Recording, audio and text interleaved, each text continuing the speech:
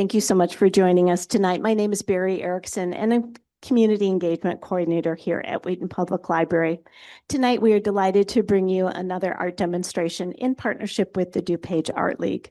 Founded over 60 years ago, the DuPage Art League is dedicated to promoting and encouraging the visual arts through classes, workshops, gallery exhibits, and public programs like this one. We are grateful to the DuPage Art League for arranging tonight's demonstration by artist Nancy Staszak. Nancy is a local artist who enjoys working in many different artistic mediums. She has shown work in Illinois galleries, local libraries, and museums. She is a retired art teacher who worked both at high school and elementary levels. Nancy is here tonight to talk about her life as an artist and demonstrate some of the many gelatin printing techniques and how the possibilities are endless. Thank you so much for joining us tonight, Nancy. Thank you, Barry. Thank you for all your hard work in making these presentations possible, this partnership between Wheaton Library and the DuPage Art League. Thank you, Sue Thomas, for inviting me to come and helping set up. Thank you, everybody, for attending. I hope I can meet your expectations. And everybody at home, thank you for tuning in. I am Nancy Staszak, an artist and retired art teacher. A little bit about me. Thanks to my parents, who in the 1947 blizzard of New York pushed through thigh-high snow to get to the subway, to get to the hospital, to bring me into the world. So they're looking down on me, thank you. Thanks to the doctors who helped me survive, because I was born blue with my umbilical cord around my neck. So I had a difficult entry into this world. I was not born with a crayon in my hand, but soon after I did have one, because according to my parents, my first artistic adventure was a mural done in my mother's lipstick on the bathroom walls. That did not end well, but my parents were patient, my mother especially, and I soon had many crayons and lots of paper, because I was told that paper was the proper place to do the artwork, not on the walls. As a child, I drew everything I could see. I drew things from my imagination. I think a lot of kids draw from their imaginations. Little kids are not always great observers of the world, but what they see, they respond to and they draw. So that's what I did. And I know I doodled on my homework. I drew on everything. It wasn't until I got older and became more serious about really looking at the world. Because when you drawing is a discipline, it's a skill, but it also changes the way you look at the world. As your brain or your eyes see something, your brain processes it, goes to your hand, you're trying to follow the contours or the details or whatever. You have to look again and look again to really digest what's there.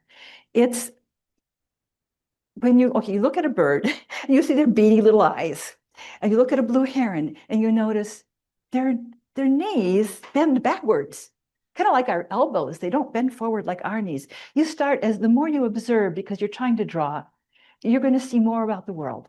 And you start to realize more and more what a complex and beautiful place the world is.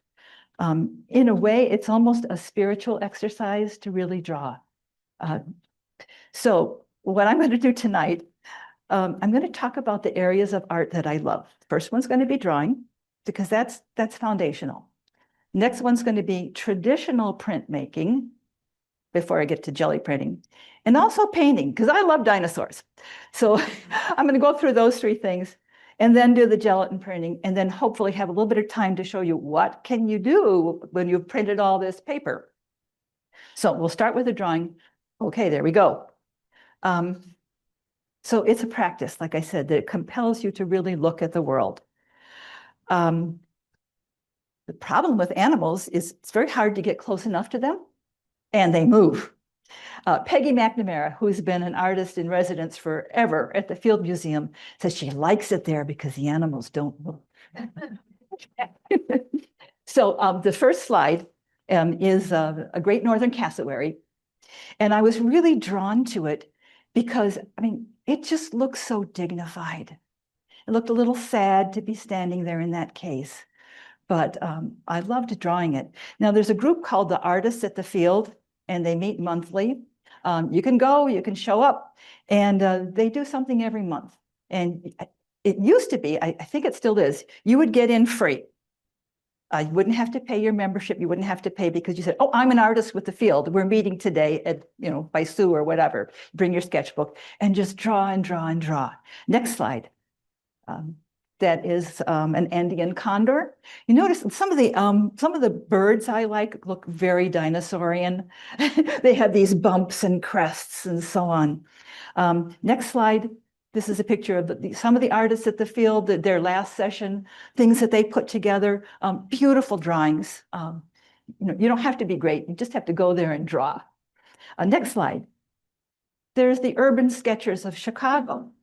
Now they meet monthly. In fact, this coming Saturday, they're going to be at the Peggy Notabart Museum drawing there. This is a sketch from a head.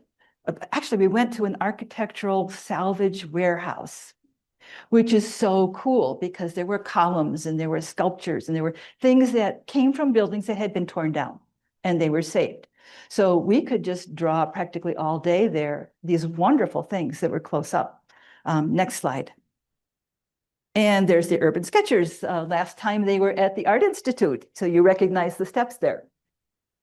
So they go all over the place. Next slide.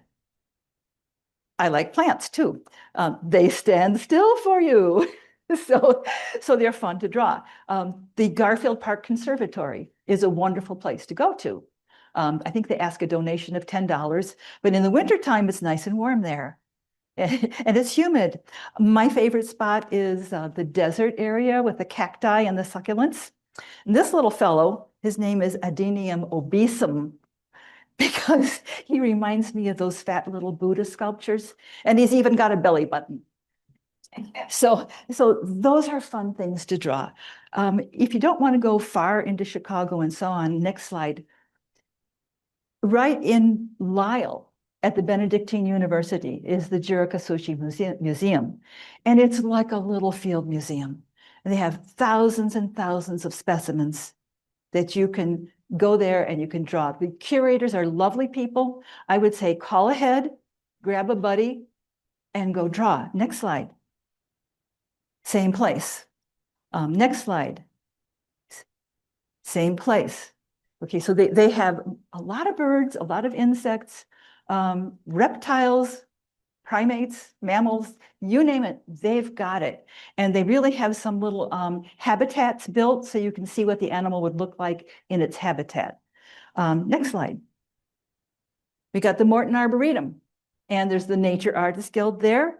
That's fun to go to on the first Thursdays of the month. Also, there are so many good classes at the Arboretum. So this was Suzanne Wagner's class, botanical drawing. Again, the plants stand still for you. And whatever your level of drawing, those teachers there will bring you along and help you develop your skills. Next slide. Also at the DuPage Art League, we have fantastic teachers like Ellen Rotzak and others. She teaches a portrait class. She teaches many drawing classes. And she has such a good eye. She will see whatever you've done a little bit wrong and tell you how to fix it so your drawing is better. And she goes into a lot of background about what you're drawing and why it needs to be the way it should be. Next slide. Also, just easier, Wes Douglas has an urban sketching class through the DuPage Art League. Not all seasons, though, of course. And I got tired of drawing the building that we were drawing, and I just started sketching the people who were drawing the building. So, so drawing skills, you need drawing skills for almost any kind of painting or printmaking or other art form. So I think I've gone through the drawing opportunities. Yep. Next slide. Moving on to traditional printmaking, Western printmaking. I loved printmaking when I was at Knox College. And I was able to find a printmaking class at College of DuPage, because traditional Western printmaking takes a lot of equipment. A big press, you've got heavy papers, usually you soak them.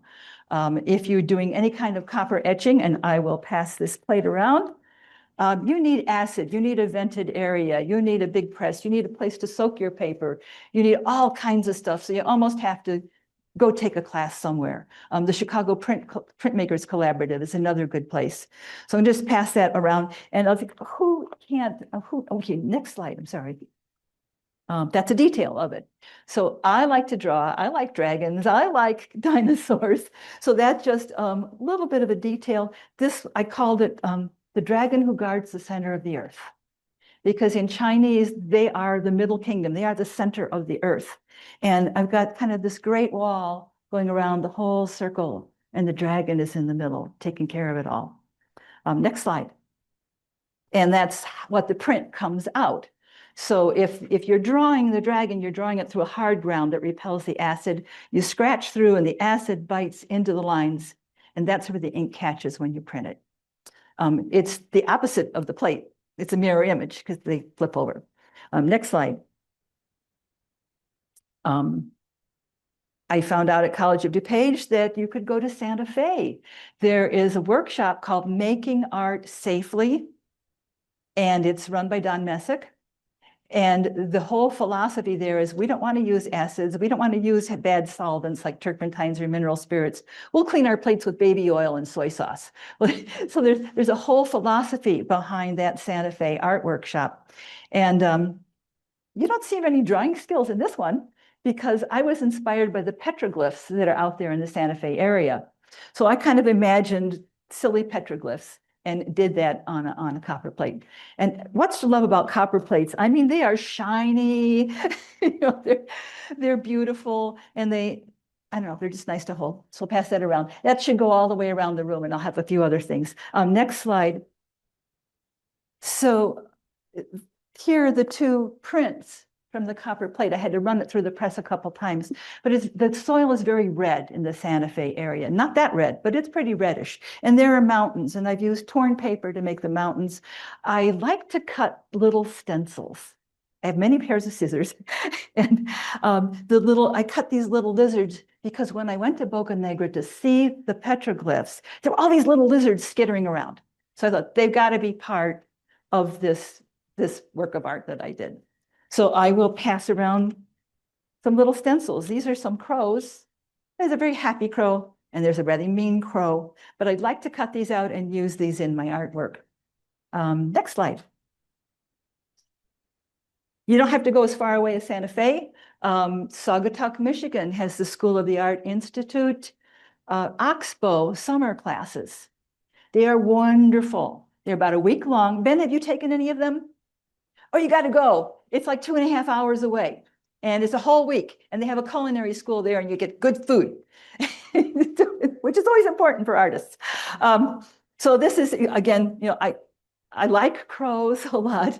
So I did a wood block. I studied with Janine Coop Riding, who's a fabulous artist. So this is a little wood block. It's the opposite of etching because it's a relief print. You ink it up. But this is, I couldn't find the crows. They're somewhere in the house, but I'll pass this one around. They're somewhere. Next slide. I don't want to take too much time. Okay, this is something I did in Santa Fe. I got very interested in Native American legends and folklore. And this is actually done on a plexiglass plate. It's a monotype of sorts that you ink the plate, you scrub away some of the paint, you stamp into it with something, and I cut out another little rabbit and put that in.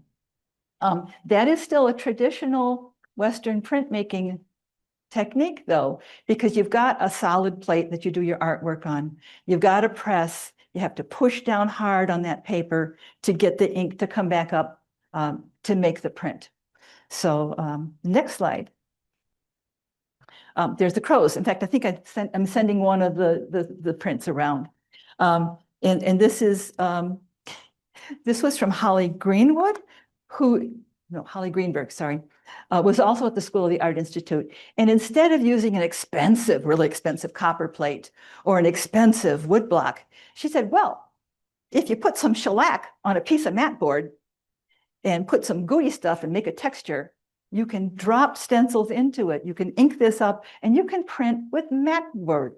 Mat board is not expensive. Well, it's getting more expensive, but basically this is a real low-tech, inexpensive way to do printmaking. Next plate. This is an Eastern, this is a Japanese style of printing, gyotaku, which is done with Asian papers. They're much thinner than our papers. You can print without a press. You can hand press things. And this was popular in Japan over 100 years ago. People would make a print of the fish they caught. They would ink it up and put the thinner paper on it so they could rub it around. And I taught this to my 3rd and 4th graders in Lyle. However, I did not use a real fish because it would stink by the end of the week. So Dick Blix makes sets of rubber fish. I think this is a bluegill. So yeah, it works really well. You can get a really good print from a rubber fish. Not as authentic as the Japanese way, but you can do it. Next slide. Okay, and here's another inexpensive way, kind of a traditional way in that you need to soak the paper and you need to have the pressure press. This is printing from a piece of masonite, medium density fiberboard. And what we did in that workshop was we put house paint on it. And with the house paint, you can put a texture. You can carve into it with a linoleum block cutter. You can do all kinds of things just with a little piece, not plywood, but masonite. So I'm going to pass a few of these around. Well, actually, I got very interested. This is the time when our daughters went off to college. And they were far away. And the way of communicating with them, of course, was by telephone. And so I started noticing all the poles, all the wires connecting us, giving us power and light, but especially those lines across the sky. Wherever you go, I mean, you can be out in the desert and you're probably going to see some kind of electric pylons and lines. We have made lines all over this country because we want to be connected. So I just did, I don't know how many series of things. I'm going to pass another plate around. Next slide. This was, oh, the color's different. You know how when you're taught in school, maybe junior high, to do perspective, and all the telephone poles are all lined up and they're all parallel? Well, they aren't. You know, you take a good look at them when you go down the street and they're listing and leaning every which way. They're not all straight. So I call this electrical perspectives, and the pole's not straight, but they're all connected. We are all connected with each other. Next slide. Cellular towers. Finally, we got cell phones. I could call my daughters at school. I just love the lines on them. They're geometric. Some of them, the big pylons that you see out in the prairie conducting electricity, they're like little Eiffel towers. All those little triangles, they are really, really beautiful. So I put that in my work. Next slide. One of my daughters more or less suffered from depression on and off. And we would have these long telephone conversations while she was at school. And I kind of saw a face in the conductors and the whatever they are, they're on the telephone pole in blue. It's really a sad face, but it's just there. We tried to talk with each other while she was at school. So I did a whole bunch of those. And some of those faces are pretty strange. Next slide. This one's called Lines Across the Land. The central part is the sun, giving all the energy that we use for solar power or wind power or fossil fuel power. And these lines are coming out of the sun and going all across the land. Last slide. Also lines across the land.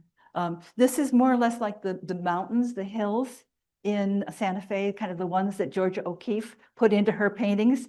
And there, if you go to Santa Fe, there's a wonderful Georgia O'Keeffe museum. You got to go there. And you got to go to Abiquiu where she painted, and it's just wonderful. So again, it's these, whoops, got a couple more plates. And here's the sun, sorry, yes. Oh, you have to get a microphone. What do you use to make the lines on these? I used a litho crayon. That paint was, in Santa Fe, it's really dry and hot, okay? So the house paint that you put on a piece of medium density fiberboard is going to start to set up kind of like mud. So I dragged that litho crayon through that, and the paint just parted and didn't come back together. So that's how I got the recessed lines, not with a, it's a good question because it's not with a linoleum block tool. A litho crayon. I don't know, regular crayons might have worked, but that's what they suggested. Okay, and this is just soft cut linoleum that that was in the other one.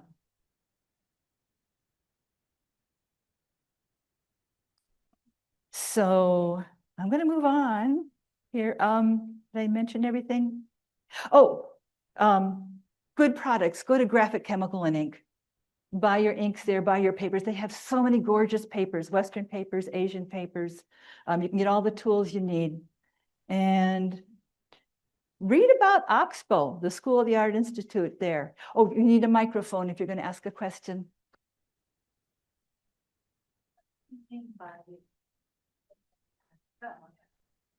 What do you mean by Asian paper? Okay, the thinner papers, some people call them rice paper, but they're really usually made out of mulberry bark.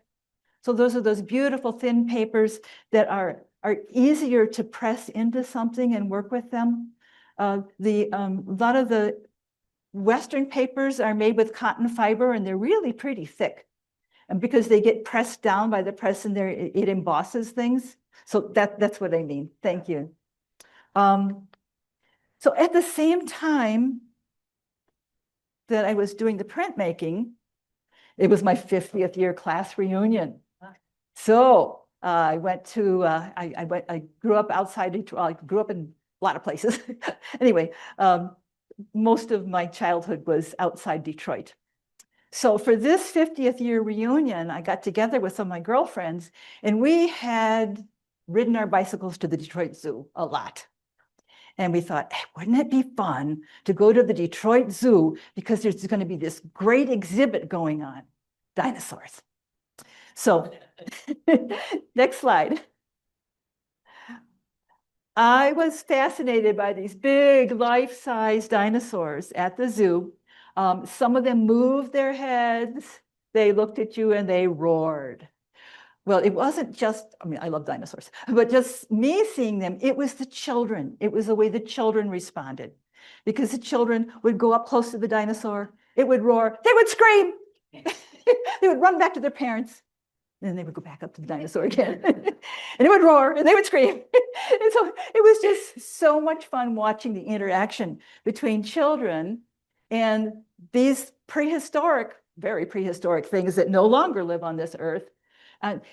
They were scared of them, but they also knew that they weren't actually real. They couldn't hurt them. So there was this funny thing kind of going back and forth between fear and curiosity. Well, of course, I go to the Field Museum. So next slide. So, you know, and I'll have a lot of Field Museum, well, a few here, because I got so fascinated. I must have taken 100 pictures at the Detroit Zoo. Going to the Field Museum a lot. And there are museums all across the West of dinosaur museums, dinosaur park, all kinds of things. So next slide, I did a T-Rex. And there's a little story about this guy. He was one of my early ones. I tried to do a background and it wasn't very successful, but I like the eye. Okay, and there's kind of a story about this eye. Some of my dinosaurs were at the Glen Ellen Library. And they were along the wall. And apparently there was a gentleman who liked to sit in the chair by that wall. And he told some of the librarians, I don't want to sit in that chair this month because the dinosaur's right above his head. He said, it has a mean eye. So I guess he had to move away for that month. Next slide. Also at the Detroit Zoo, Triceratops. This one was not as scary, but those horns look pretty sharp and there's little prickles all over it. I did, went to the next slide, at the Field Museum. There you go. They have a number of ceratopsians, which is like a whole family of different triceratops, protoceratops, all these different things that have these big shields and horns. So next slide. I did a little guy with a shiny eye. And he doesn't really look too fierce. In fact, the Lyle Library bought this one and they have it in their children's section. So because this is not a scary dinosaur. Besides, it's a vegetarian dinosaur. It's not going to eat anybody. Next slide. I also did, she's here. This is kind of the grandma Triceratops. She looks a little skeptical, maybe a little tired. But I was also taking a class at COD where Jennifer Harris had us use bright colors as kind of the underpainting, toning the canvas. So instead of maybe sepia or yellow ochre, we did these bright acrylics, fluorescent acrylics. So it was really fun to do that. And besides, we don't really know what color the dinosaurs were, right? So, since their descendants are birds, which are very brightly colored, at least the males are, why couldn't dinosaurs be really colorful? So, she's colorful. Next slide. This is a megalosaurus. This guy is really scary. And I think it did move and roar. So the kids did scream at this one. I took pictures, and then next slide, that's my version of him. Very spiky. Next slide, though. I tried it again from a different angle, and this one is he's a little bit friendlier. It's not quite as scary as the other one. And I started to realize that these dinosaurs really could have personalities. I mean, they could be scared, they could be tired, they could be fierce, they could be whatever. And you don't have to wait to go to the zoo for an exhibit. Next slide. This is funny. This is Boger's landscape on Lamont Road. They had a Parasaurolophus in that yard with other statuary. Okay, and yeah, it's probably not very authentic. But next slide. I went to the museum and looked at the skeletal structure of it. And next slide. I did my version, and he looks slightly offended, I think. Just a little bit annoyed, because I would think any real dinosaur sitting in a lot with other landscape things would just be really annoyed. It's undignified. Undignified. Next slide. This is a beady-eyed little velociraptor, famous in Jurassic Park. He looked sort of friendly, but they'll eat you up. Next slide. So here's my velociraptor, a little bit friendlier.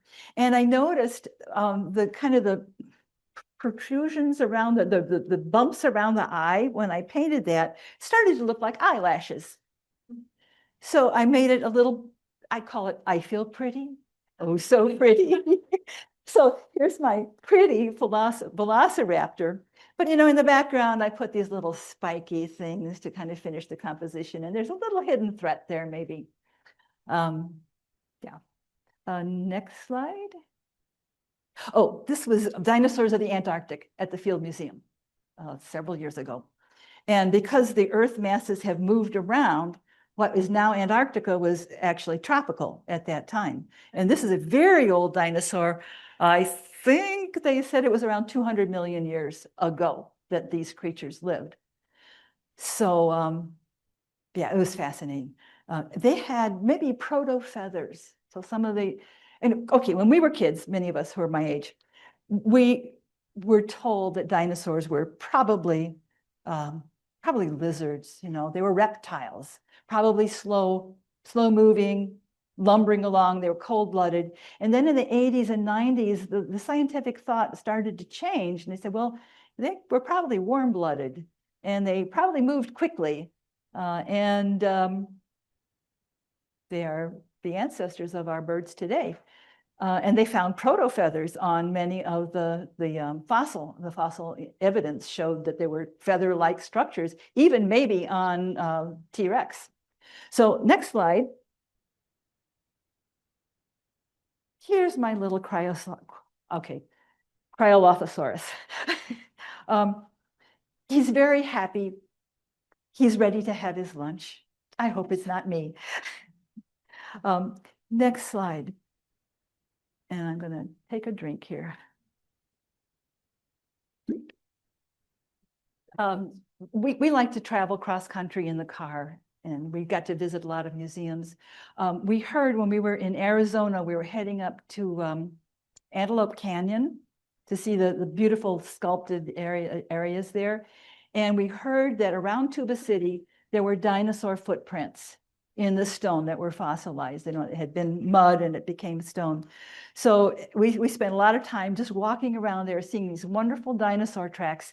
There is nothing formal there. You don't have to pay for it. It's just kind of out in reservation territory. So you can walk around and look all you want. You don't have anybody there to tell you about them, but it's cool. Next slide. And whoops, there we go. These are people footprints. They are not as permanent as dinosaur footprints. But I was just fascinated. There's this kind of reddish, Pueblo reddish soil out there everywhere. And you just look at the different types of prints we have on the bottoms of our shoes. And our footprints that day were probably gone the next day. And they blew away in the wind. Other people walked over them. They're not going to last 100 million years like the dinosaur footprints. And that kind of gives you a sense of perspective. And that's the end of that slideshow. So the first three things we're drawing, traditional printmaking and painting. The next thing I'm going to do is show you some of the gelatin printing. And I am not an expert at this. I think it's fun and I do it. And they asked me to, so I'll do it. But the possibilities are endless in any kind of printmaking, and maybe particularly gelatin printing, because you don't have to have a press and you don't have to soak your papers, and you can use plants, you can use leaves and stuff to do it. If you want to see really fancy stuff, look at the YouTube videos that Jelly Arts puts out. I don't do that stuff. I have fun with leaves. So, any questions so far? Okay, I'm going to go on to gelatin printing. So I guess I'm going to move. Oh, if all those plates got to the back, I hope they go back into a box. Okay. All right. So there's my setup. Let's see, how is our time? That's not too bad. All right. You got a lot of notes if you picked up the handouts there. And let's see now. Is this gonna, you can see? All right. You don't need a lot of stuff to do gelatin printing. I like to have a, whoops, a plexiglass plate. I'm told I have to keep things down here because it helps me do a little bit of registration. You don't have to have one, but it's not good to put a jelly plate on a wood surface. These are the, it's so weird to put it down here instead of hold it up for you. You can buy these at Blix. You can send away for them. These are the gel plates. They come in a lot of different sizes, 6 by 6, 8 by 8, 10 by 12, no, 8 by 12, 8 by bigger ones, circular ones, all kinds. You're supposed to keep them, oh, watch this, in their little tray because it protects them. There's a piece of plastic on top that you peel off. And the plate itself is very wiggly. And I'm going to put that right. I'm not saying I'm going to get my registration perfect, but I might as well try. You don't want to gouge these or scratch these in any way. They are very resilient. They will last a long time.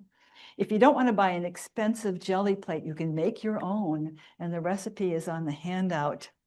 When I first learned gelatin printing, it was at the Morton Arboretum, and there was a class in nature journaling.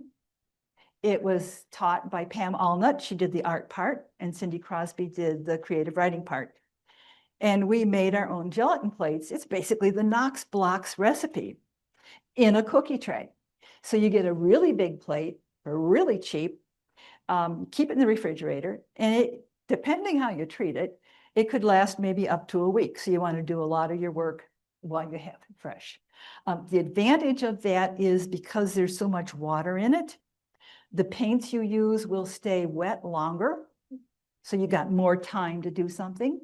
With these jelly plates, if you use regular kind of craft paints or acrylic paints by Blick, it dries really fast. This is glycerin type. So you got to work fast. You can't take your time to maybe take a Q-tip and draw something. Better not.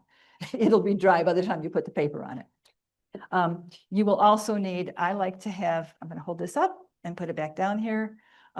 This is a paper palette that you can roll your ink out on. You don't have to have one, but it's sometimes helpful if you want to roll more than one color. So I have one taped down. You also want to have, I think, a phone book. This is an old phone book. Yeah, it's hard to get them anymore. I keep the leaves inside of them to press them, but you want to clean your brayer off. Okay, some people call it a roller or a brayer. I like the speedball ones that you can get at Blick's or send away for. They're a nice, resilient rubber, and they won't hurt the plate. You can get them in bigger sizes. You can even get really big ones that you roll like a rolling pin. Those are very, very costly. So you need one of those, maybe two of those. When you use them, you never want to lay them flat down. Okay, it's going to stick to something because there's going to be paint on it. Plus, if you store it that way, it'll actually start to kind of flatten out. So you always put them belly up. You also need, let's see, I like to use baby wipes for cleanup. I also have a sprayer and paper towels. Viva are the best because they don't make a lot of lint. And you don't want lint on your plate. You don't want lint in your painting. You want to clean up and have it be clean. What else did I leave out? Oh, toothpicks. I really like to use toothpicks. You have to be careful so you don't hurt the plate. But when you've got a leaf stuck on the plate in the paint, you want to be able to carefully lift it off. And you'll see me do that. Let's see. And water because you get thirsty. Okay, I think I have pretty much.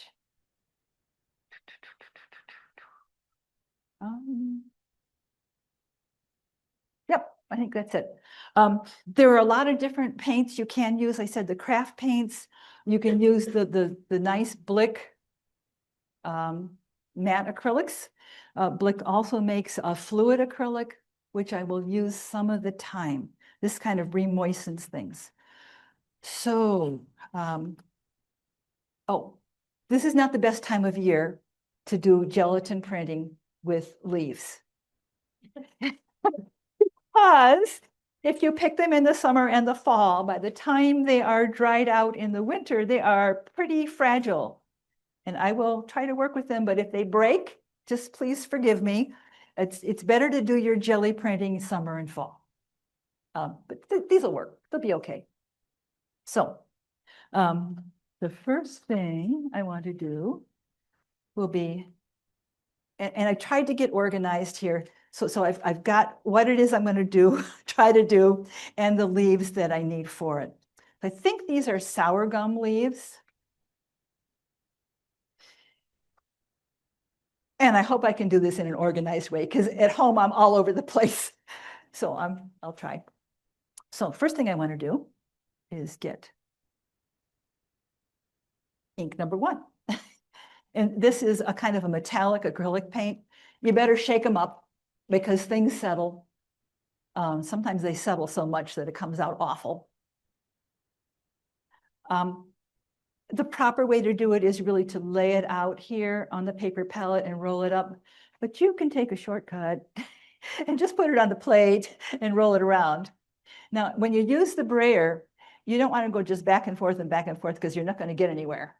Okay, you need to lift it up and move it around. You want to make sure the paint is covering all the brayer. It didn't get to that side.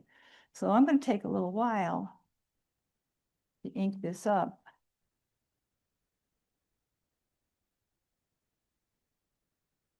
And I want to make sure I get the edges. I really do like the rounded edges on the square and rectangular plates. Okay, belly up. Actually, I'm going to clean it off a little. Belly up. Oh, I should have taken the leaves out first. Well, don't dry fast. Okay, so I'm just going to put a leaf here. Oh, I didn't talk about the papers. This is just parchment paper. It's like for presentations. I like it. I should have gone through all of them, but I didn't. The Jelly Arts gives you a printing paper. I don't really like it. It doesn't, to me, it doesn't seem to pick up the ink as well as it should. I might take a break and go through papers. Okay, so I want to get the edges. I want to make sure I get the stem. It's down there somewhere and all around. And put another piece of paper ready. Okay, so this is going to be a silhouette. Oh, and I tucked too much and it got dry. But that's the first print. It's like a silhouette. Here's where you use a toothpick. This might be too dry to do a really good job, but I'm going to give it a shot. Lift it up carefully. And oh, that looks like I am not going to get a ghost print. Usually, if you don't talk too much and do it fast, you will get a ghost print. And I didn't get one, but this is what it should look like. Okay, there would be the first print. And then all that paint that was trapped under the leaf stays on the jelly plate. And you put your paper down and take it up again. So I will try faster on the next one.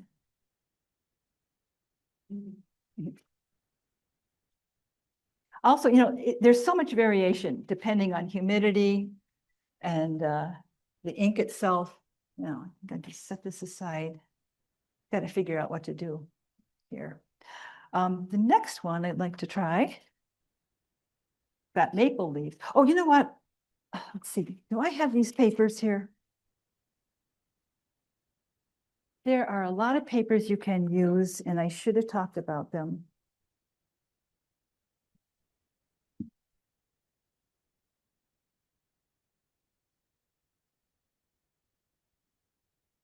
Okay, this is the printmaking paper. Sorry. That I think is recommended. Oh boy. Thank you for jelly printing. You can also use, thank you very much. This is an Asian style paper. That is mulberry paper. It's a lot thinner. You can print on music. It works nicely. Okay, you can print on craft papers that already have a background. You can print on old book pages, and I will do that later on. I like, personally, I like cardstock. Honestly, it works really well. So pick your color, pick white, whatever. I also like parchment paper. Here, let's turn it around. Stationery, okay? Can they see it? Oh, this way. Okay, sorry. This way, okay.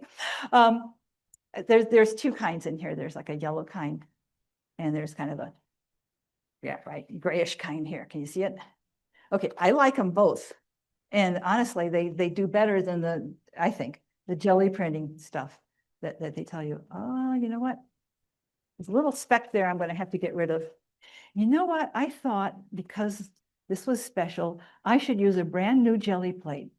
And maybe my old one is better because this dried up pretty quick. Baby wipes, real good way to clean your plate. Sometimes, you know, if it's not cleaning up, you can give a little spray, clean it up. Make sure you get around the edges because paint just seems to go around those edges. Well, I hope the second one works better. Okay, this is a nice red paint. Sometimes I'm going to call it ink because traditionally printmakers would call what they're using ink. It's paint, but I'll try this again. Oh, you know what I'm going to do though? I am going to get my leaves ready and my paper ready this time so I can do it before everything dries up. So I'm going to use some maple leaves. I've also got Japanese maple leaves, which are really cool, but I think these might be too brittle. I might give them a try later. Okay, so I'm going to use parchment paper, stationery. This time I'll have it all ready, so it won't dry up so fast. I think I'm going to have to, that's the problem. See, at home, I have lots of space and I can drop leaves on the floor. But here, I want to get my telephone book ready so I can clean my brayer when I need to. Get these guys out. So usually I just have a whole bunch of stuff in a telephone book and I shake it out and it goes all over the place and I just grab them. But here I thought I probably couldn't do that. So I got my leaves. I'm not using this paper palette yet, but I will when I do a multicolor roll. So let's hope this goes better. See, I'm not a professional, but I do this at home and it works out at home. All right. This time, this seems to be covering pretty well. You know, if this one doesn't work, I brought my old plate. I have something there that's bad. Let's see if I can get. We got a little piece of something. I think it's a little piece of a maple leaf. It's not a professional term, but sometimes printers use the word ickies. You get a little icky on the surface, and if it's on your brayer, it's on your roller, it just makes all those little ickies. And I'm talking too much, and it's going to dry. So quick, quick, put these down.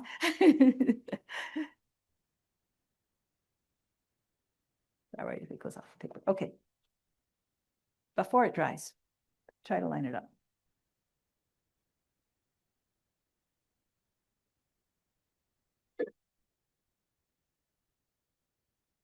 I promise you one of these is going to work.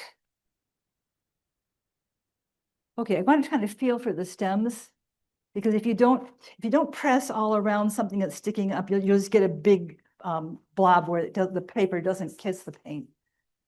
It doesn't pick up the paint. So I'm going to do this. That should work. All right, that one was better. Okay, we did it. I did it fast enough that it worked out okay. And before it dries too much more, handy toothpick. Lift these things up. And I'm not stabbing the plate. And before it dries. So this is, it's not technically a ghost print, but it's not just the empty silhouette as this was. It's going to take all the paint, all the ink that was trapped under the leaf. And this, I like these better because you get the veins and you get the texture. It's a lot cooler than just a silhouette. All right, can you see it okay? All right, and sometimes you can do multiples of these. You keep on taking ghosts and then you print something over them. So that's a lot of fun. Now, you know, Emily, could you take these and set them on the box to dry? Thank you. Over there. Thank you. Ooh, there's even still some paint left there. I'm going to try something. All right, this is too dry for me to take a real ghost of it. However, if you take, and this might not work, but if you take Blick fluid acrylic and put it here, I better make sure I got a fairly clean brayer. This is going to be hard. It's not going to come off. All right, so I can get another color. Sometimes a fluid acrylic will sort of reconstitute the paint that is dried on your jelly plate, and you'll pick up a print where you knew you couldn't really get one before. So we'll see if it'll work. I was going to show this later on, but there's enough ink on that. Oops, I got a little bit, this is kind of wabi-sabi. It doesn't have to be perfect. I learned that word. Okay, so if this works as I hope, that is going to, before it splatters, kind of soften up that hardened paint that was on the plate and pick it up. So that's the theory, and it sometimes works at home. Ha-ha! And it did work here. All right, so if you don't get your ghost print in time and the paint dries, don't be too worried about it. If you have some fluid acrylic, they come in bottles like this. So you can salvage a mistake, which I like. So Emily, these are the two handles to you, but set over somewhere. Excuse me, Nancy, I've got a question from our Zoom audience. Someone is asking, we see that you're pressing on the back of the paper. Yes. Is there a reason why you're not just using a clean brayer? I don't like to do that because if the plant material is at all brittle, which this is, I'm going to shatter it when I go over, I think, with a brayer. I think there's more control in your real hands than a tool. Okay, does that make sense? It seems to work for me. Okay, clean this up a little bit. And the thing is, if you do this at home, you will lose track of time. You will just print one more thing after another, after another, after another, and all of a sudden go, oh, it's supper time. I didn't fix the meal yet. So I think I can keep this one. Okay, why not? Is that okay? Yeah, this stuff dries really fast. I mean, really, really fast. You can almost stack them. I wouldn't, but you almost could. It dries pretty quickly. The next thing I'm going to do, let's see now. Where am I going to put all this stuff? This is going to get really messy back here. You can buy commercial stencils, which are going to block the ink when you get the paper on them. So, and you can make your own stencils. So I'm going to do 2 stencils here and see if I do it in the right order. I'm going to use this little commercial stencil. And later on, I'm going to use this little kind of abstract hummingbird that I cut out. So the first thing I'm going to do is work with some blue ink, and I'm going to make the regular print and its ghost. So, and I'm going to use cardstock. It's almost white. It's got little speckles in it. So I need, probably going to have to take a break. Later on, I'm going to use an 8-inch circular plate. So I might have to take a little break at some point, move all this stuff out of the way and get the other one out. These 2 paints are, I almost need a box.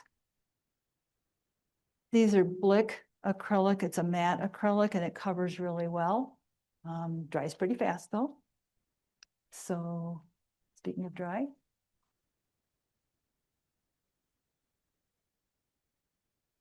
Okay. Get my paper ready. I mean, I am so haphazard sometimes, but you really have to have your stuff ready to go or it dries up and you don't get your print, which is so frustrating.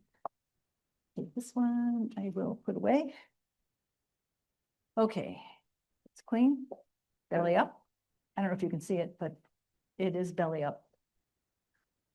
I do this first, and on the second round, I'm going to do this. So it's better if I don't get it all over my fingers too. See, on my fingers. That's why you need paper towels, and that's why you need one of these nice aprons. All right. Hopefully that's good enough. All right. Remember, don't just go back and forth. You have to pick it up and move that ink around. Whoops.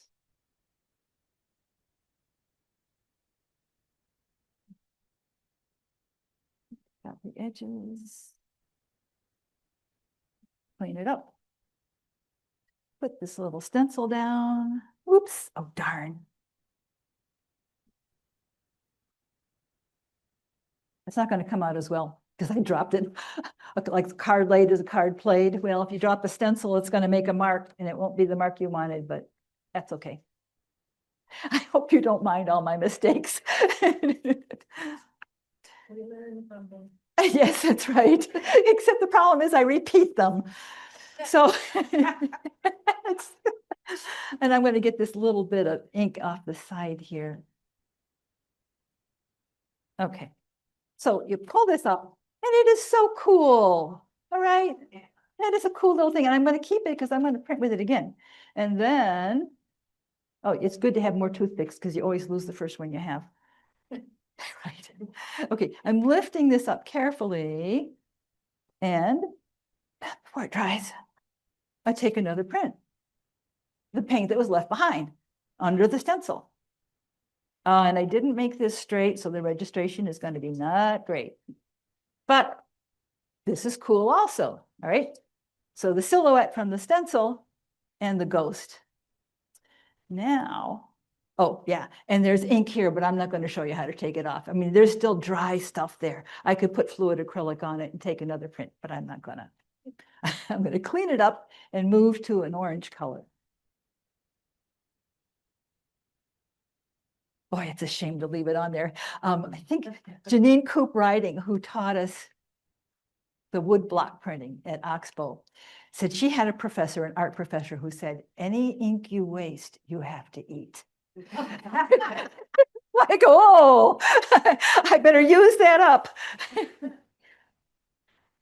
Excuse me, Nancy, there's a question about cleaning up. Are you using water in that sprayer? Or is there soap additionally? It's just water, but I did put a drop of Dawn liquid dish detergent in it. And that's how I clean up my stencils and my plates and everything afterwards. Just soak it in Dawn, Dawn in warm water for a while and it'll clean up real good. So I don't know if you can see, there's, well, a little bit of soapy stuff in there. But this is just baby wipes. I mean, when you think about traditional printmaking and using turpentines and mineral spirits and all those horrible things you had to breathe and get headaches, this is so nice. Just a baby wipe. All right. So I'm going to do Bear's colors and you should shake things up. Come on. Right.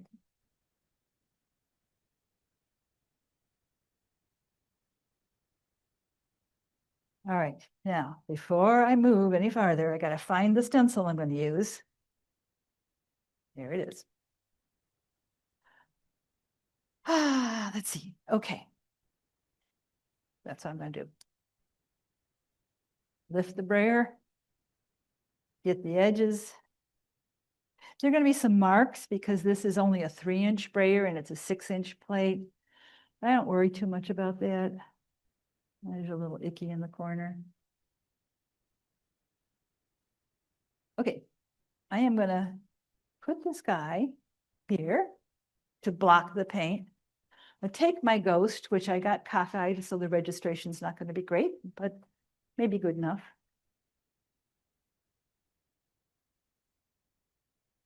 Okay, so if you can imagine what's going to come out, it might be a surprise.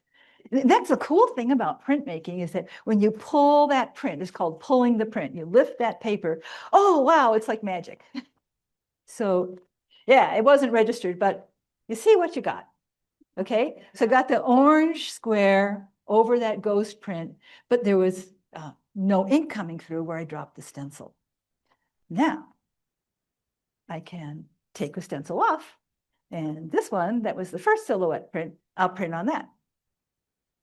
So, and this is going to be a little tricky because this guy is thin paper.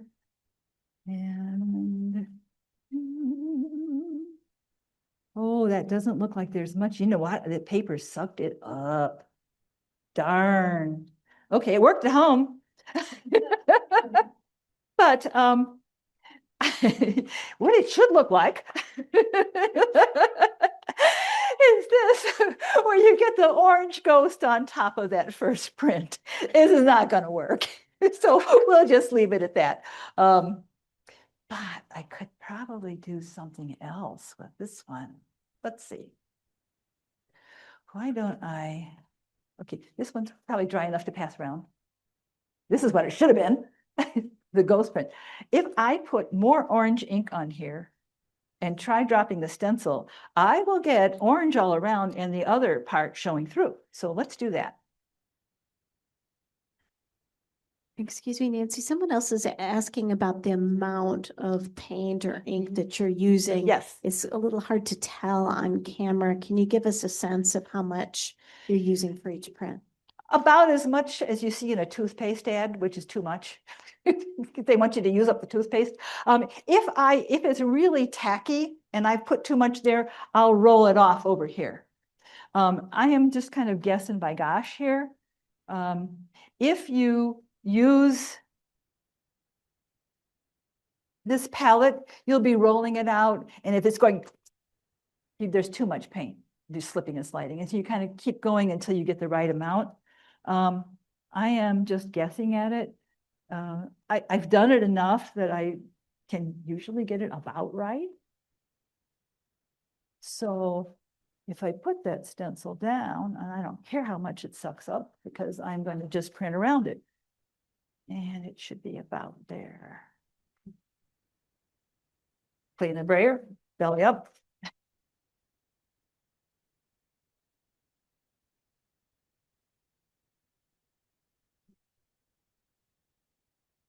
Oh, well, that's pretty busy. There's that little bird. And so it's just kind of the opposite of the other one. Sort of the opposite. This should have been the real opposite. So I'll send these around.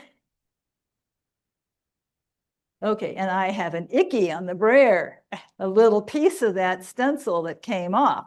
I got to get that off or that's going to print all over that. I'm never going to get things cleaned up. So, Somewhat transparent. yes, yeah, they are. And I like that.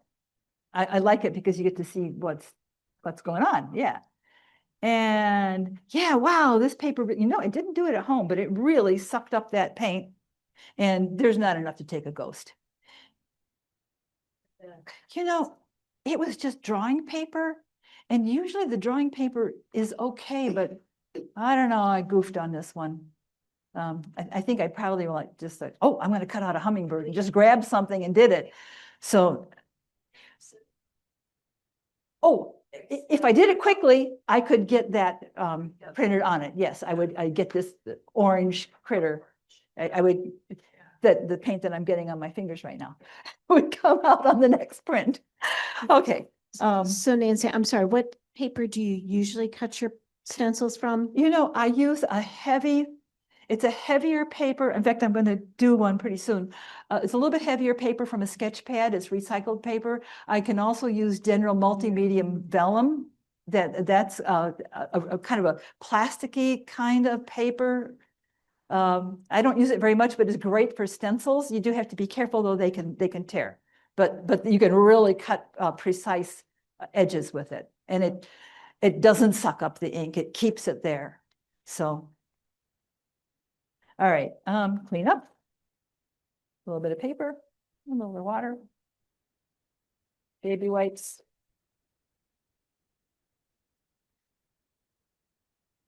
Now, sometimes at home, I don't bother to clean the plate in between colors. I just kind of keep on going and you get residue, you get the remnants of the previous colors. And sometimes that's so cool. It's better than the clean one color.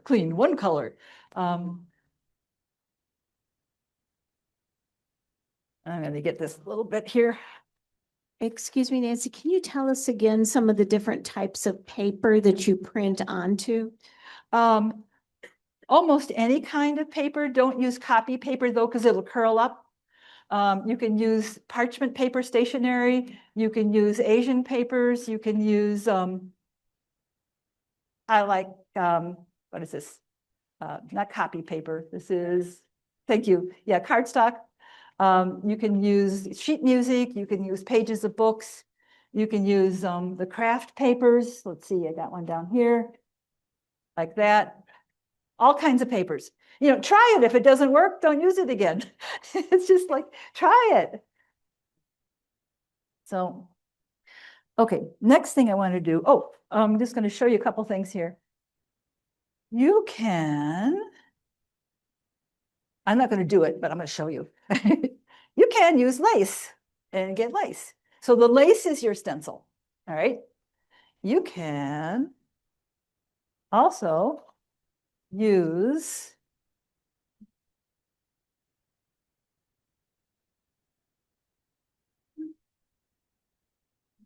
onion bags and avocado bags. And they give you this because they block the ink in a weird pattern. And that's kind of good if you want to do a reptile. Oh, I guess we can pass this around. I didn't really do it, but yeah, I might as well pass this one around too. So lace like that is a little bit finicky because the holes are so tiny. It's really hard to get the paper to go through those tiny holes and actually touch the paint. So it's a little hard to do. Oh, and some people use these, you know, that you make sequins out of. So this is cool. This works well. Now, and handy dandy bubble wrap. And you get bubbles. It takes the ink off the plate, and then you can drop leaves on to block the ink. So you get this whole wonderful texture just from pressing bubble wrap onto the paint. But I'm not going to do that right now.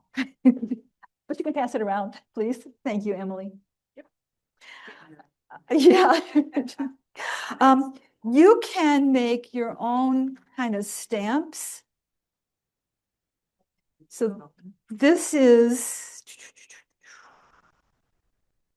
foam core and fun foam.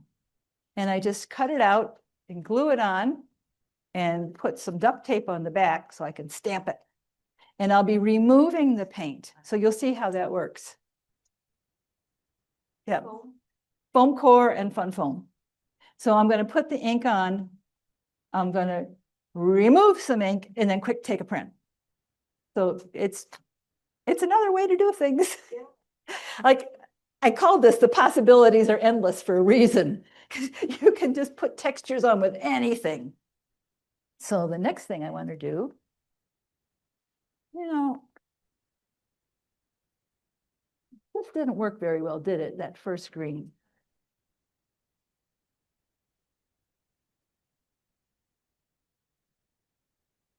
Maybe I'll shake it better. All right. Get my paper ready. Get my stamp ready. Get my ink. Grab the wrong thing. Oh, you know what? Well, I'll use this one. See. Whoop, that's too much. Okay, I'll show you what happens if you do too much.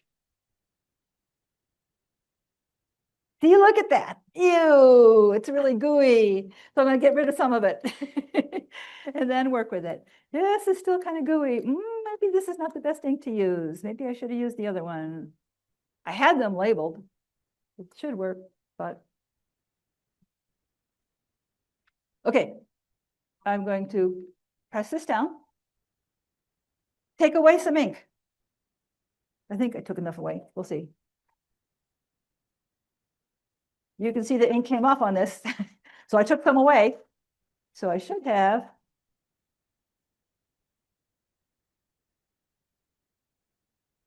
Let's see. Well, yeah. Okay, it did it. All right. So you can make foam core and fun foam, cut it out, glue it on, and make your own designs that you can use again and again. Should we pass them both around? why not? Foam core is the white and fun foam that you cut out. Fun foam looks like this. You buy a pack and they're all different colors. So you make your design on that. Yeah, make the design, Yeah. cut it out, glue it on the foam core. So you'll see when you pass it around. Nancy, I've got one more question about materials. Sure. Someone's asking, have you tried Yupo, YUPO paper to print on or make stencils with? Yupo paper might make good stencils. I have never printed on it. It's really slick and it's good for alcohol inks and some drawing. I have not tried printing on it, but somebody should try. Yeah, fun foam around. Okay, and how about wiping ink off my elbow? Yeah, well, now see, at home, I can go to the laundry sink and clean off as often as I need to, but oh, and I'm going too fast because it'd be possible for me to slip and maybe gouge this with my fingernail. I'm just trying to move along here, but you want to be, it's a resilient plate, but you can wreck it. It'd be hard to wreck it. Oh, these are so cool. All right, next thing. This is called, wait, I got to put it this way. Cedar Canyon, these templates. Okay, okay. I can't think backwards, and I'm a printmaker. I should be able to think backwards. Well, it depends. Cedar Canyon reads this way, Curves reads that way. So you can read either way. There is no wrong way to do it, thank goodness. These plates can be used, you can put something on it and rub them. You could put paper on it and sand over it, but I like to use it to remove some ink and get this wonderful texture. They come in, let's see, how's my time? Ooh, I better move along. They have all kinds of them. They have this, they have this, they have this, they have this. There's Cedar Canyon texture plates. Yes, but I think I need the one that I'm going to use. I'm going to keep this one. Those can go around. So I'm going to use this one, and I'm going to remove ink, and I'm going to drop a little stencil in. So I might not get to all of these. I'm going to use the parchment paper. I'm going to use, let's see, maybe this blue ink. And I've cut a little bird. Here's a little stencil. You see him? So he's out of that sketching paper. So he should work. And I've actually used him once before, as you can see. So he picked up the ink from a previous print. Okay, now you guys have to quiet down. I know you're looking at things, but you got to quiet down. Class!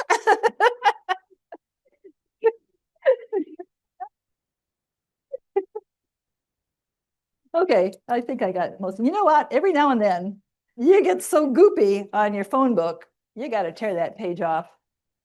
There's lots of pages, don't worry. Except it's really hard to get phone books now. Yeah. You don't. I have saved these over the last 10 years. And I have a stack of them in the basement. And my husband is like, when are you going to get rid of those? I'm like, well, I'm still using them. So, okay. Class. Uh-oh, another icky. Oh, it's on the roller. It's on the brayer. You see it? Yep.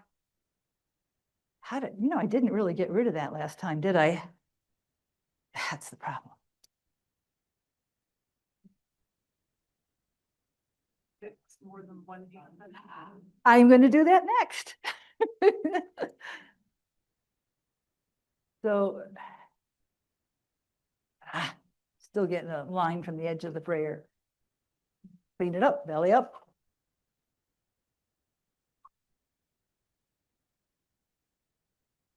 Okay. Now, ooh, I don't want to squidge it. You don't want it to move. You want it to stay in one place. So you got to be careful. And I think I did squidge it. Ah. Well, we'll see. Okay, I'll put the little bird down. Take a print. I think I might have left too much ink on that plate. I might not get those beautiful lines that you see here. They would be takeaway lines instead of printed lines.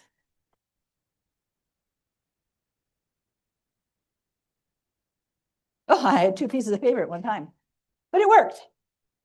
All right, so you see, bird on its back.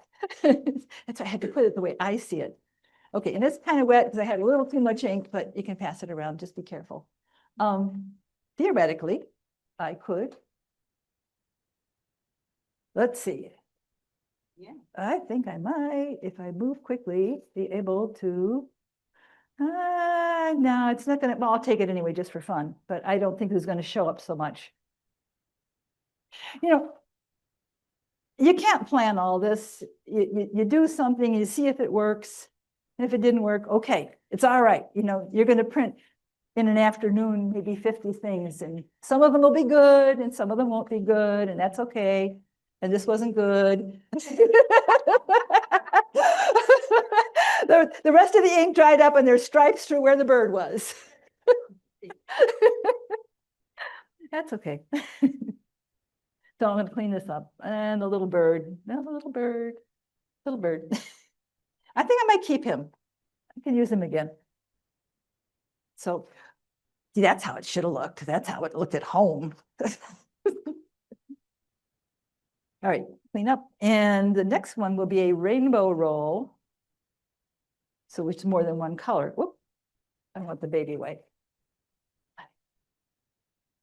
So this,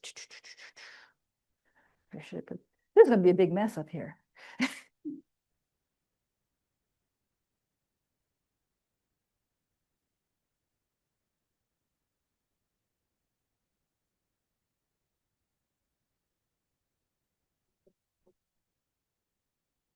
Every now and then you should probably go around the edges because sometimes that ink kind of creeps over the edge and you don't want it to get hard there.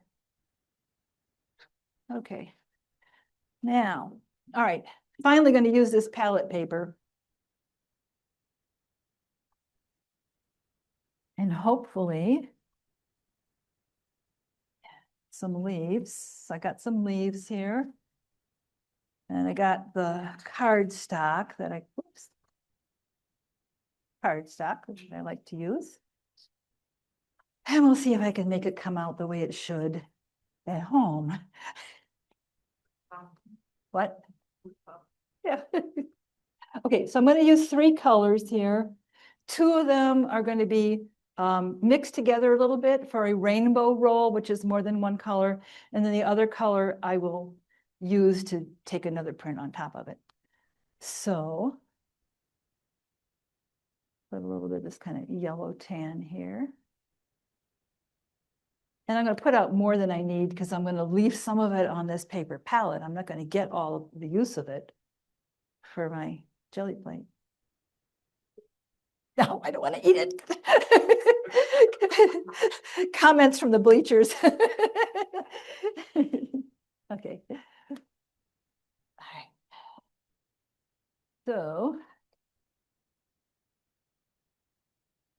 is Ben still here? You do this, right? Yeah.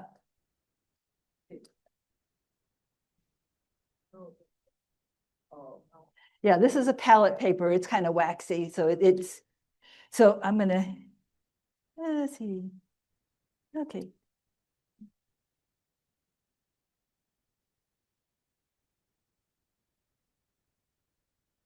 But I'm gonna flip it around. So keep the green in the middle and the yellow on the side. That's the theory anyway. All right. Quick. And I'm gonna put anything down. I'm just gonna get these 2 colors to form a base for the next thing I'm going to do on top of it. So a lot of the time you'll do something, you'll keep it, and you do something else, and you keep it, you do something else. So you can build lots of layers.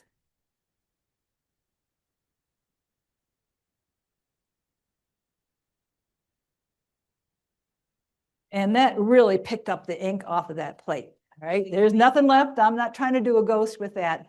I just wanted to make this so I can do something else. And I'm going to put another color ink on the plate.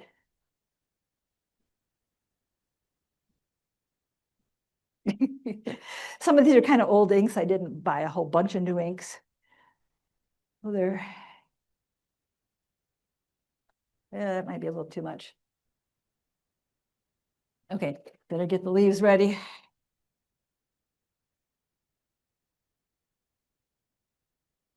Maybe I'll do 3. Okay. Okay, move the brayer around. Looks like I might have too much, but we'll see.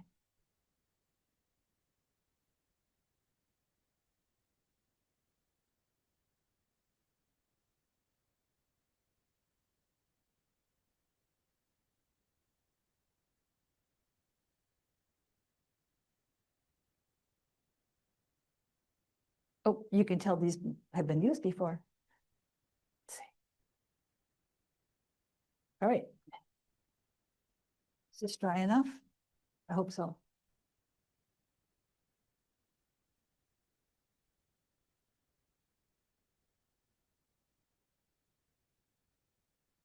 Cardstock. This is the cardstock. It holds up really well, and it seems to pick up the ink really well, so I like to use it. Now, okay, I'm going to go around the edges because I like that nice crisp edge. And I got to try to feel where the stems are for those leaves. I don't know if I'm going to try to take a ghost off of this, but this comes out the way I hope it will. It's kind of cool. All right, I didn't get my registration right, but it's just having 2 colors blended together is just so cool. And I think I can take a ghost off of this just for fun. Lost the toothpick. Have a big supply of toothpicks because you always need them and they always hide somewhere. So the rainbow roll is really cool. And you can do more than 2 colors. Gets a little, oh, work quick, work quick. Don't stab the paint. I don't know if I'm going to get anything, but we'll try. I mean, you don't lose anything. And you can always take all those papers that didn't turn right, turn them over and use them again. You know? And you don't have to, or you might have to eat the paper you don't use. Or yeah, well, you can use parts of it, and that's the cool thing. Oh, it did it. All right. So you get the ghost. And I like metallics. They're shiny. They're sort of nice. All right. So pass that one around. Excuse me, Nancy, someone's asking, where do you get your materials from? All over. You can get them online. You can get them at Blix. You can get them at Hobby Lobby or Michael's. Anywhere. Anywhere. Acrylic dry quickly. They're usually good colors. They're not too expensive. The fluid ones are a little more expensive. The metallics aren't that much more expensive if you get them at a craft place, actually. Let's see. Oh, okay, good. Next one. How am I doing? Almost 8 o'clock. Oh, time flies. I'm going to get to the 8-inch circles, I promise. You know, I never have tried it. I bet you could if you have acrylic paints at home. I don't know if you want to put a medium or a retarder in them, kind of mix them a little bit first. I don't see why you wouldn't be able to. The question was, could you use acrylics out of a tube for the audience at home? I think you could. Try it and see. I don't. I mean, I'd buy these. Okay. Excuse me, Nancy, someone's asking, could you re-roll the rainbow over the ghost if it is too dry, or does it have to be other it's type, better like a liquid? It's better to use the fluid one because that reconstitutes the dried stuff. I don't know. I think you would just get this opaque stuff over it and you wouldn't see the ghost. I think you need this, but I won't promise. Let's see here. Okay, I am going to print on an old page from an old book. Collage artists love to do this stuff. And we clash with librarians here on the philosophy of how you handle book. I'm sorry. It's a much older book, as you can see. I loved reading it, but it's done. Okay, and I'm going to use feathers. Okay, feathers. Sorry. This comes out so cool. So, whoop, don't fly away. Okay, feathers. Here's feathers. There's the paper. What was I going to do? I was going to use a darker ink for this. Okay.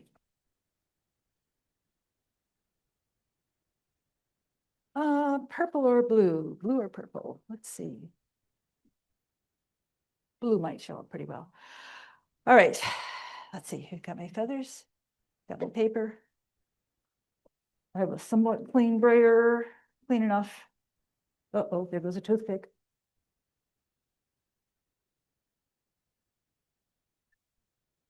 Ooh, I got ickies. Hold on. Some of that dried paint that's around the top that falls off if you're not careful. And then you get an icky on your plate. I'm going to clean that up.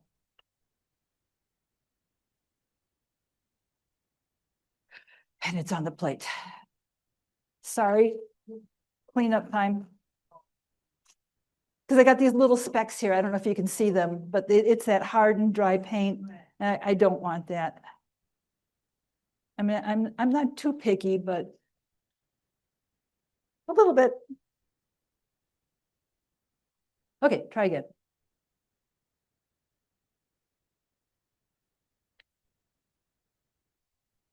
Okay. This actually, as dark as it is, it comes out semi-transparent. You can see how it's not really opaque as it's going on this plate. And that's kind of nice, printing over a page from a book, because you can still see the text through it. Well, I'm not getting a real even roll here, but good enough. Drop the feathers in. Let's see. One here, one there. I'm just going to do two. Now, this page is not as wide as the plate. So I don't want to rub it with my hands and get paint all over me. I will, somewhere I had it. Well, I thought I had a piece of, yeah, I do, copy paper. Hurry up, don't dry. I will do this so I don't get that side ink on me, which I have done. You learn. Okay, edges. Get the shaft of the feather, make sure the paper comes down around it. This is, you see, that stuff would have been on my hands if I hadn't put it there to rub it. Now, this, you don't tear, old page, don't tear. Oh, I like that. Okay, feathers are wonderful. And putting it over text or a musical score or something is a really cool way to create papers that you might use for a collage or whatever. So let's see, I need to sort of finish by 8:15. So I'm going to switch gears and go to the circular plate and do just a couple things. Then I want to spend about 15 minutes talking about what do you do with all these prints once you have them. That's a concern. And you don't know how many tubs of prints I have at home. If I live to be 1,000, I won't use them all up for collages yet. Oh, I could have taken, I could have taken a ghost of this. You know what? Why don't I put some of that fluid acrylic on it? Because these ghosts of the feathers are really, really lovely. And it's dried now. I won't be able to take a regular ghost. I'll reconstitute it with an acrylic, a fluid acrylic.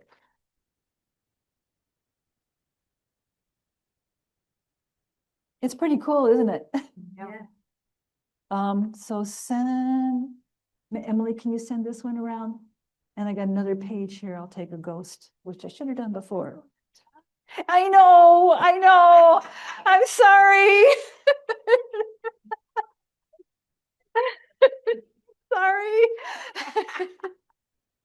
I think I'm going to go for a lighter color. This yellow is just way too loud, but I'm afraid if I do this green here, it might not show up with that blue. So I'm going to go for something lighter. And this is such a garish yellow. It is.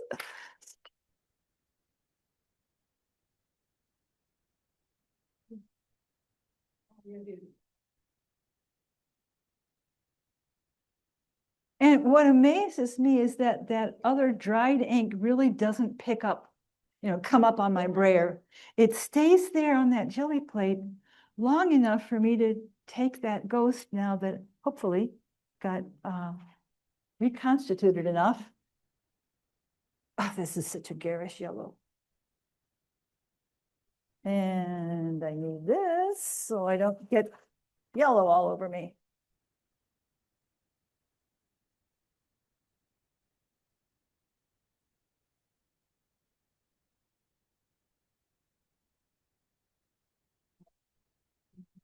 Sometimes people go every which way with this and they get all these color stripes of leftover paint, which you won't have to eat because you'll use it for something.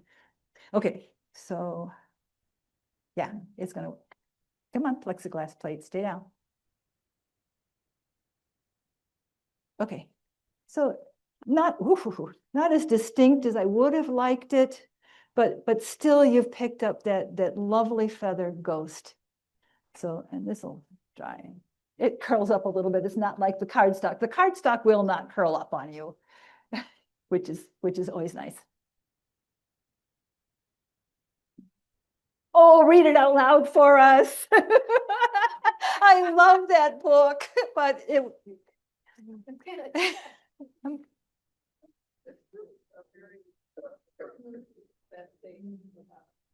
Well, yes.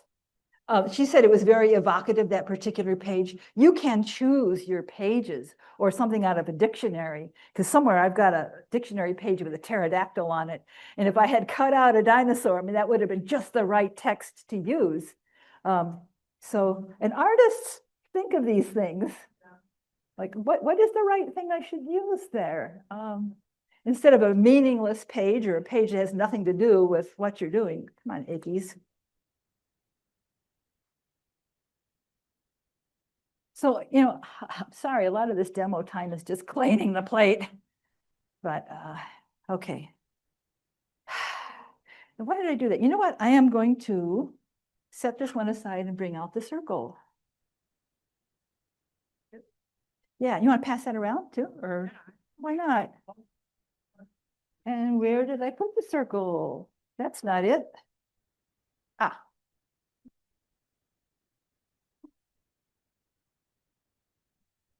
Wait for the microphone so everybody can hear you. Coming. How long does the jelly plate last? Years. Okay. If you treat it nicely, back in its case, and I will actually, can we have that one back? Maybe I should put it away and show you how to put it away. Oh, if I can find the case now. What did I do with the case?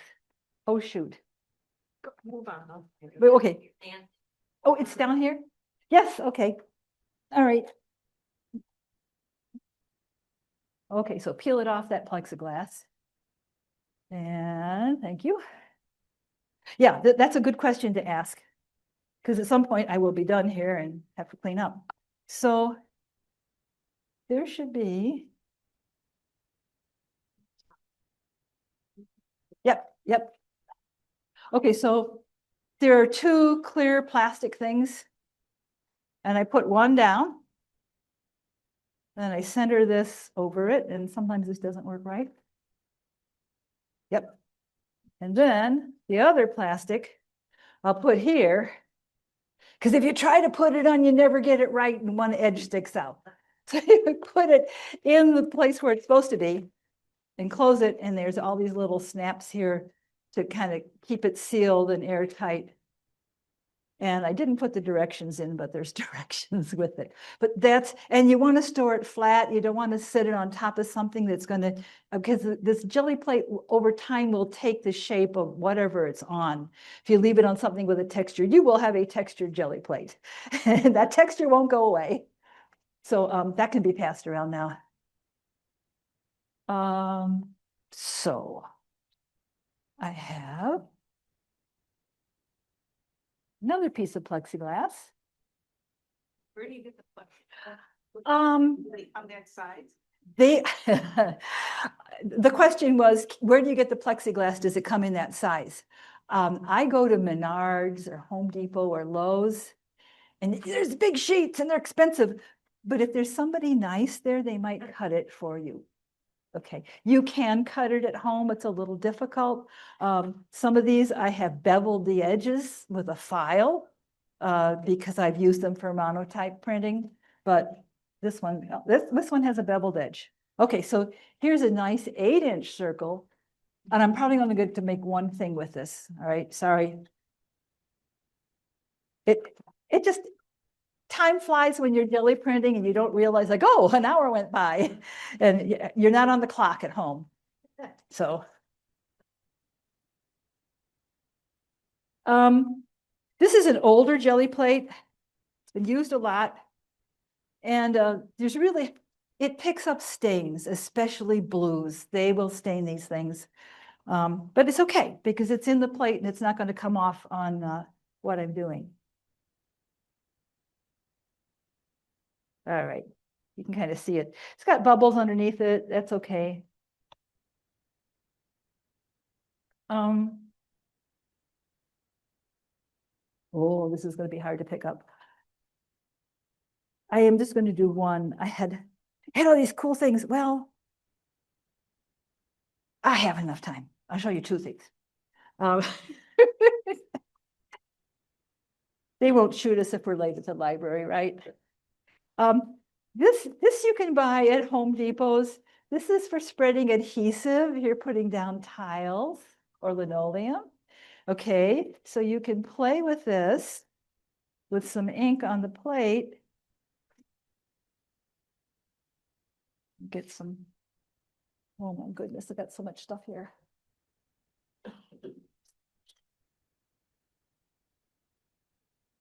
Get my paper ready, get this ready.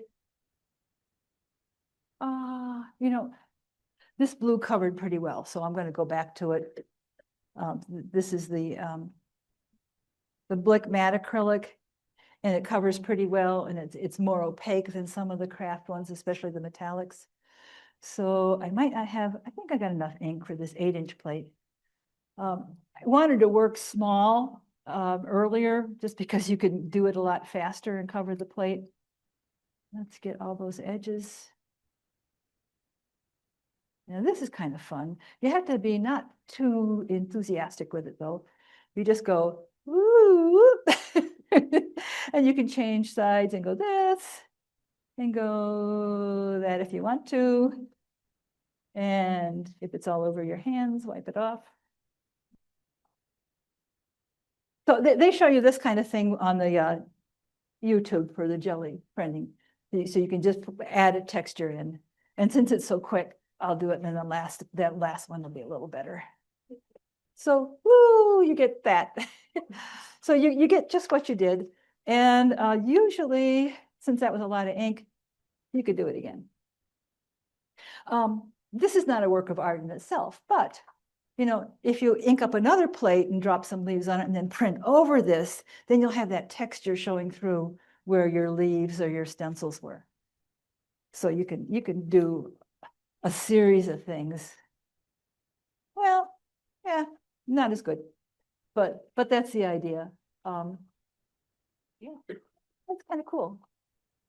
But yeah, What tile setters? yes, yes, to spread the adhesive when you're setting linoleum or tiles. And I'm going to wipe this off a little bit because it's got a lot of stuff on its teeth. Yeah, and you can it has it's got 4 different size teeth, a different size on each edge. So you can kind of, you can do it all one size or change sizes or You know, that's a good, someone is surprised that the teeth don't dig in. And if I went, they would. But if you kind of keep it at an angle and you're gentle with it, this is a resilient plate. But you can, if I did this, I could wreck it. But I wouldn't do that. And clean up.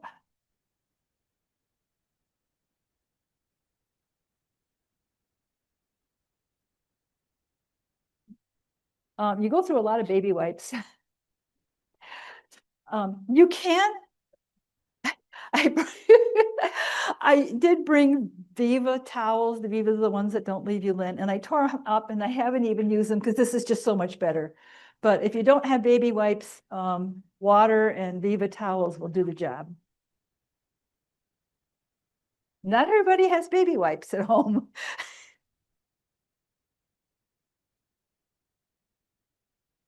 Oh, you know, and you can also print on something called handy wax. It's deli paper.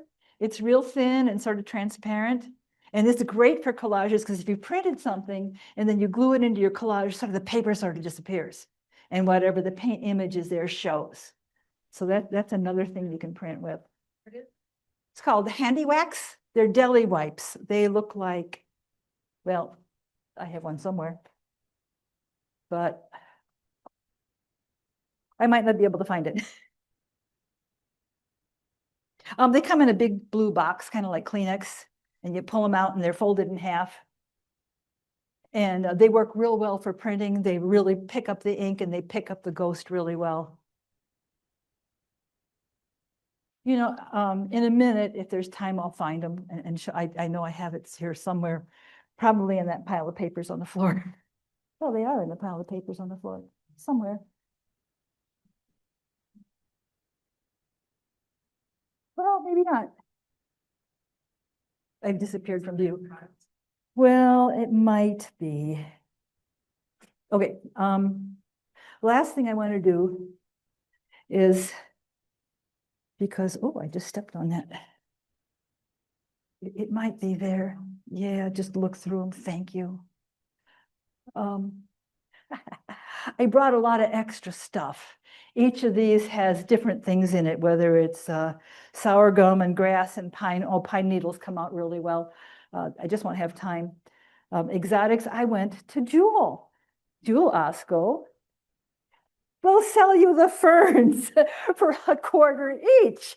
So these make wonderful prints. Yeah, it's they call them, I think, leatherleaf ferns. Oops, down here. And so this is not brittle right now. It's not going to fall apart on me. Something as fine as a fern, if you keep it for a year in a phone book, it's going to be brittle, and you know it might not work for you at all. I'm going to use, let's see.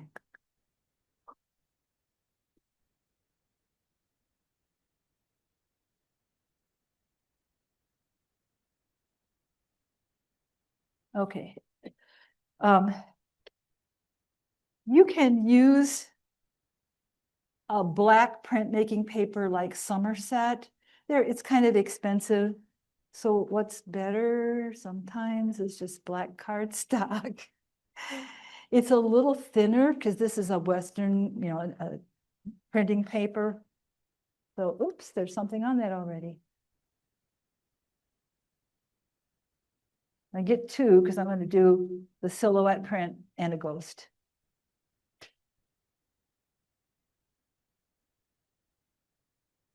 Maybe I lied. Maybe it's not there, Emily. You'll see it. You'll know it when you see it, if it's there. Okay, so I've got black paper. I got my fern. My brayer is clean enough. And I'm going to use a metallic gold. And now the problem with the silver is if you leave it like this for a long time, all the stuff falls to the bottom and you just get this icky gray. So hopefully I had stored it upside down for a while. And hopefully, yeah, that's the Asian paper. I'm sorry, I guess the deli wipes aren't there. Yeah, I think I had, nope. Nope, I don't have it in here. I left that one at home. Sorry.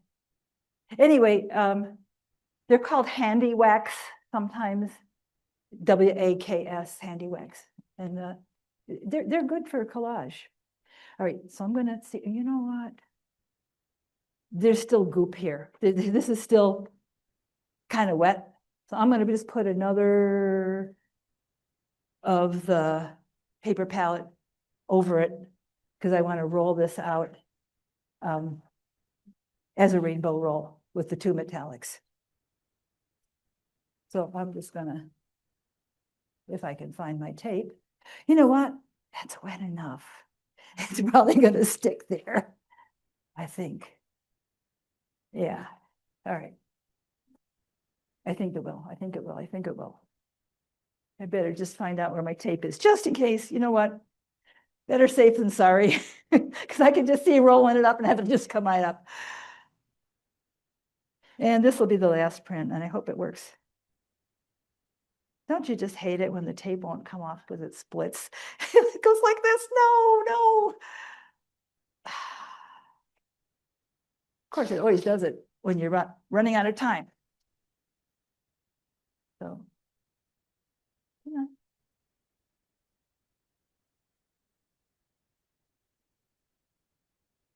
Ben, do you use paper palettes at all? Glass plate, yep. I have one at home.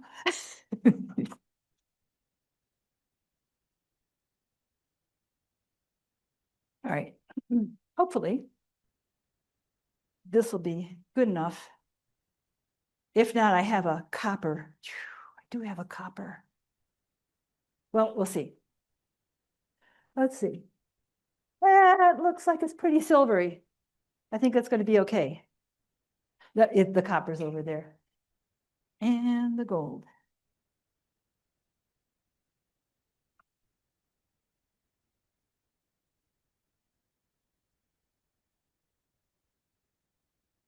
It would probably be smarter for me to use a bigger brayer for this. So this is a 6-inch brayer. Or no, it's probably a 4-inch brayer. This is a 3-inch brayer. But in covering a broad area here with a rainbow roll, I'll be better off with a little bit bigger brayer.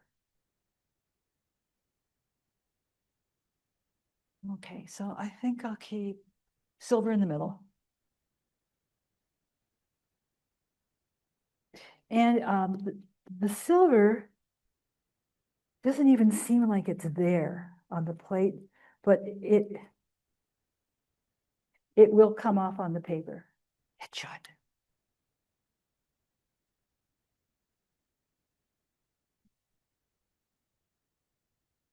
Oh, that's a little.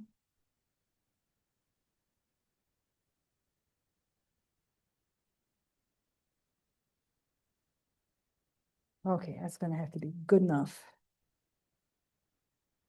And lay this down.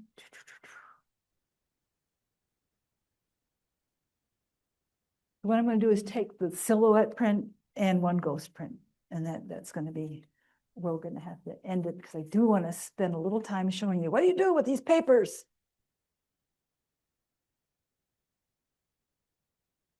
So that's pretty cool. Okay, it's pretty dramatic. And then I think what I might do real quick is just get a little more off between those leaves, because if I got too much paint left there, I'm not going to get a good ghost print. So get this ready. Take it off. Oh, it doesn't look like there's much there. I hate to have a bad finale.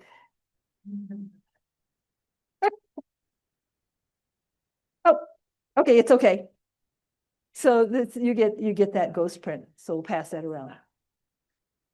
So I'm going to clean this up real quick and then show you a few things that I've done to complete a work with the jelly prints. But I'll get this. The metallics, I wouldn't want to let it dry on the plate too much. I think they're a little, they kind of stick around a little longer.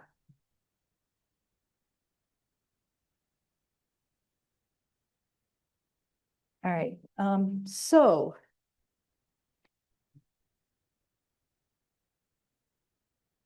Clean up that brayer, belly up. So, people at home, I walked away. If you like it, frame it, okay? Just mat it and frame it. This is just a simple little fern. Oh, sorry. What should I do? Angle it. Angle it. No. There. There. Okay, good. I can see it at the back of the room. So if you like it, frame it. Again, let's see if I can get the glare. If you like it, these are Johnny jump ups. They're kind of like violets and pansies. If you like it, frame it. I like it. I do too. Yeah, I can't remember where I got this.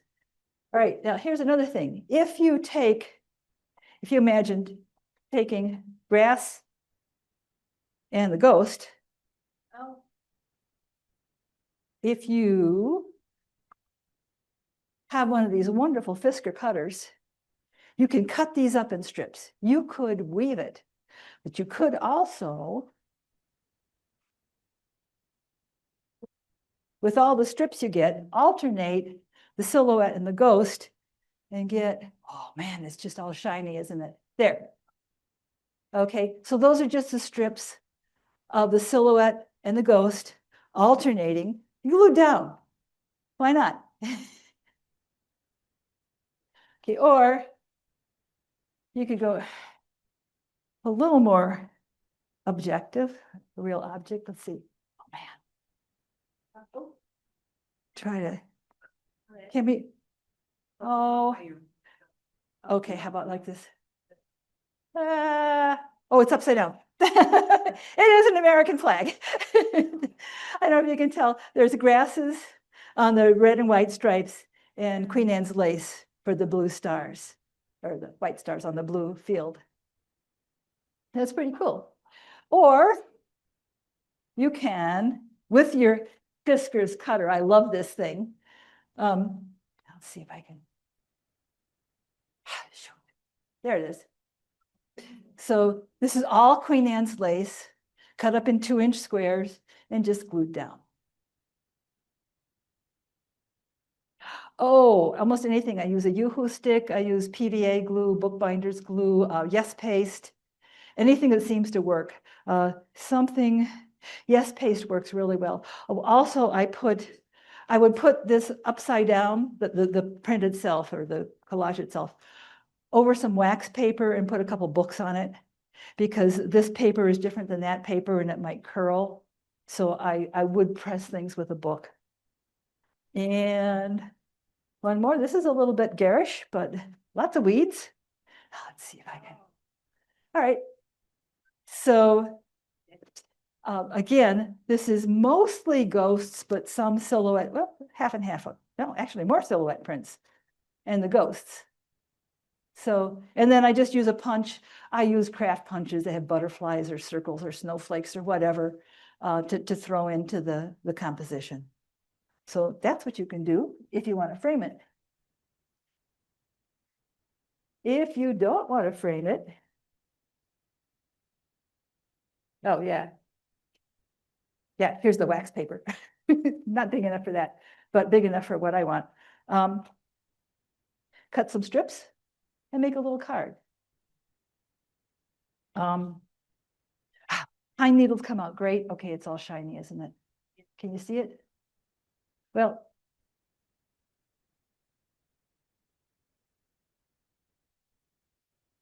because I send these to friends, or I give boxes to friends, or I sell them at craft shows sometimes. Okay, so there you can see it better. I'm off center here. But so that's just the ghost print on yellow and then just kind of framed and put on a card.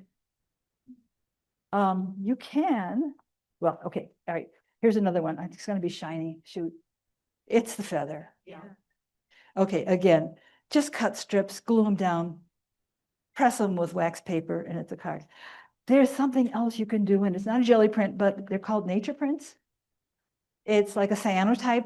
The sun and water develop it. So you can, without any mess or jelly plate, you can make these in your backyard in the summertime, just laying down dried plant life and leaving it exposed for about 2 minutes, and you throw it in the water for about a minute, and you just get these beautiful, beautiful blues.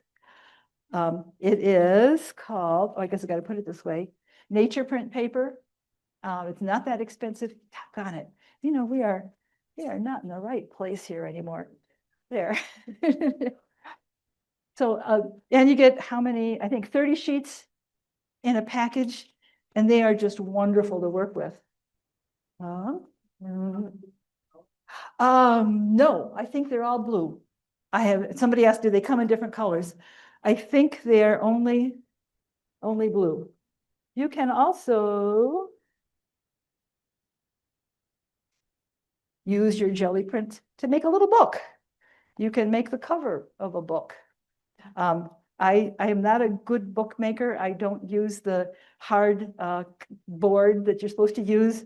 I use Cheerios boxes for the covers. And this is a open up little book. So, and then I guess one more thing. Maybe. They're over here. And that's it. I do like to make collage cards. And so this is jelly prints with some of the nature print. And I make whole sets.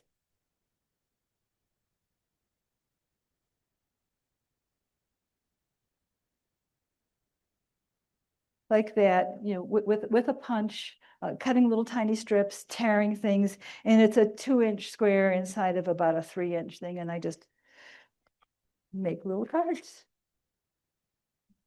You can get, I think they're recollections, I think are the card sets you get at Michael's. And it comes with an envelope, an envelope for each card. So you can make boxed sets of cards for your friends for gifts. I like blue as well. So that's what you do with all those prints. Now here's another one. This is just a leaf. Oh, yes, and this one. I can remember that plate. Okay, and I have a little bird that I cut out so that the possibilities are endless. What can I say? So I think I have to clean up pretty soon. So thank you so much for being a good audience. Thank you. And Thank you so much, Nancy, and thank you again to the DuPage Art League for arranging this demonstration. I will be sending out a follow-up email tonight with additional resources as well as contact information for Nancy. If you'd like a copy of those resources and are watching the recording of tonight's program, you can email me at ce@wheatonlibrary.org. That's CE for community engagement @wheatonlibrary.org, and we'd be happy to send those resources, including Nancy's contact links, out to you. But with that, thank you so much for joining us tonight. Take care, everyone, and we hope to see you again soon. Good night.